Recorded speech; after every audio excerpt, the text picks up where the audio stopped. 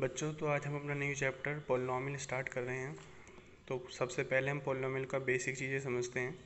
Polynomial क्या होता है कि पॉलिनॉमियल एक ऐसा अलजेब्रिक एक्सप्रेशन होता है जिसमें जो उनके वेरिएबल्स होते हैं उनकी पावर होल नंबर होती है। ठीक है, कि पॉलिनॉमियल एक ऐसा अलजेब्रिक एक्सप्रेशन होता है जिसमें जितने भी वेरिएबल्स हैं उनकी पावर, उनकी जो एक्सपोनेंट होगी वो होल नंबर होगी। जैसे यहाँ पर कुछ एग्जांपल मैंने दिए हैं। अब होल नंबर आप जानते ही हैं, 0, 1, 2 से जो स्टार्टिंग वाले नंबर हैं सब होल नंबर। उसके बाद जो हमारा 9th क्लास में सिलेबस है, पॉलिनॉमियल इन वन वेरिएबल हम पढ़ेंगे, एक वेरिएबल में। तो कोई भी अलजेब्रिक एक्सप्रेशन जिसमें ओनली वन वेरिएबल है उसको हम बोलते हैं पॉलिनॉमियल इन वन वेरिएबल। और यहाँ पर वेरिएबल जो है आपका x। ठीक है, उसके बाद हमें पढ़ना है डिग्री के बारे में। देखो, डिग्री क्या होती है कि अलजेब्रिक एक्सप्रेशन में जो वेरिएबल की हाईएस्ट पावर है उसे हम डिग्री बोलते हैं। जैसे यहाँ पर डिग्री है 2, क्योंकि यहाँ पर x की हाईएस्ट पावर है 2। उसके बाद दो तरह के पॉलिनॉमियल आप पढ़ते हैं, कांस्टेंट पॉलिनॉमियल और ज़ीरो पॉलिनॉमियल। तो जो कांस्टेंट पॉलिनॉमियल होता है उसमें वेरिएबल नहीं होता, मतलब उसकी वैल्यू जो डिग्री होती है वो ज़ीरो होती है। और जो आपका ज़ीरो पॉलिनॉमियल होता है उसकी डिग्री नॉट डिफाइन होती है। ठीक है, उसके बाद है पॉलिनॉमियल को दो पार्ट्स में डिवाइड किया गया है। एक है आपका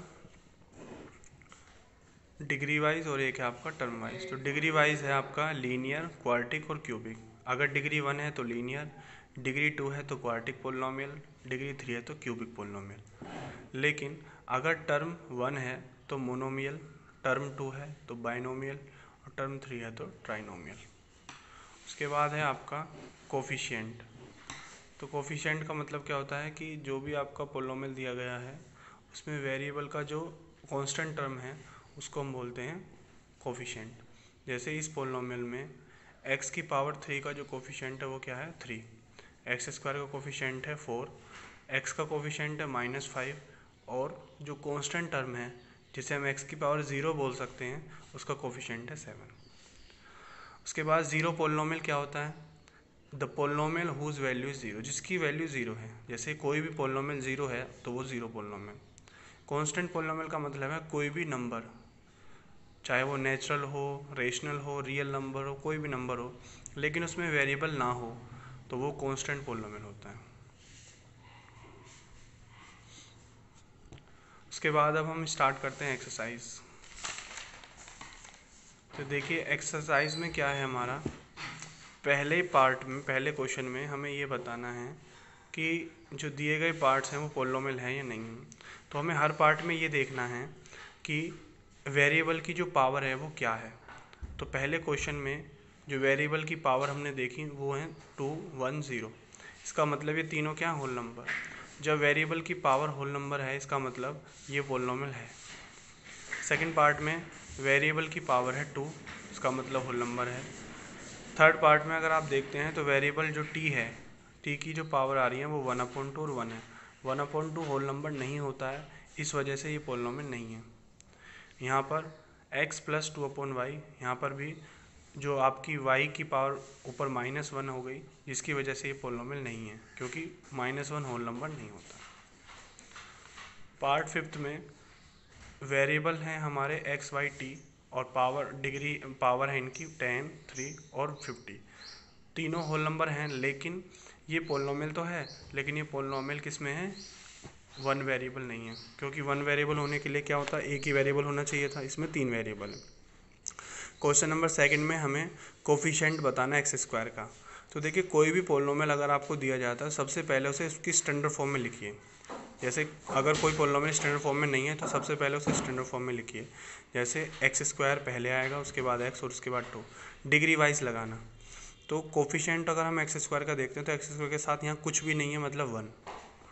यहाँ पर एक्स स्क्वायर के साथ क्या है, -1। यहाँ पर एक्स स्क्वायर के साथ क्या है, π/2। यहाँ पर एक्स स्क्वायर ही नहीं है, तो जब कोई टर्म नहीं होता है तो उसका कोफिशिएंट 0 होता है। तो एक्स स्क्वायर का कोफिशिएंट हो गया 0। उसके बाद क्वेश्चन नंबर 3 में हमें दो ऐसे पॉलिनॉमियल बताने हैं जिसमें पहले में आपको बताना है बाइनोमियल हो, डिग्री 35 हो। तो बाइनोमियल का मतलब दो टर्म, तो आप कोई सी भी दो टर्म लिख लीजिए। लेकिन जो वेरिएबल आप लेंगे उसमें उस वेरिएबल की हाईएस्ट पावर 35 होनी चाहिए। तो हर बच्चे का अलग अलग आंसर हो सकता है। सेकंड एग्जांपल बोला इसने मोनोमियल डिग्री 100, तो अब मैंने x की पावर 100 लिया। मोनोमियल क्यों? क्योंकि एक टर्म है, ठीक है, और 100 इसकी डिग्री है। क्वेश्चन नंबर 4 में देखिए, हमें पोलिनोमियल को बताना है, उसकी डिग्री बतानी है, डिग्री फॉलोइंग, ठीक है, पोलिनोमियल की डिग्री। तो डिग्री सबसे हाईएस्ट पावर वेरिएबल की देखनी है पहले, तो क्या है 3, तो वही उसकी डिग्री हो जाएगी।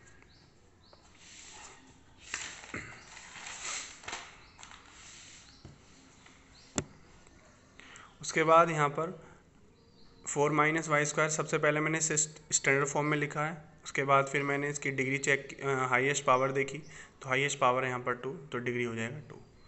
यहाँ पर हाईएस्ट पावर कितनी है 1, तो डिग्री हो जाएगा 1। यहाँ हाईएस्ट पावर 0, तो डिग्री हो जाएगा 0। उसके बाद क्वेश्चन नंबर 5 में देखिए क्वेश्चन नंबर 5 में हमारे पास हमें ये बताना है कि कौन सा पोलिनोमियल है डिग्री वाइज। तो देखिए डिग्री कितनी है यहाँ पर 2, और 2 किसके लिए होता है? Quadratic polynomial.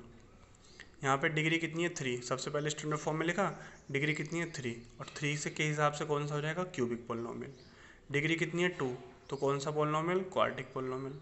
डिग्री कितनी है 1, तो कौन सा पोलिनोमियल? Linear polynomial.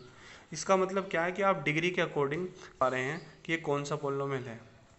जैसे यहाँ पर t वेरिएबल है और उसकी पावर कितनी है 1, मतलब डिग्री 1, और 1 के अकॉर्डिंग लीनियर पोलिनोमियल।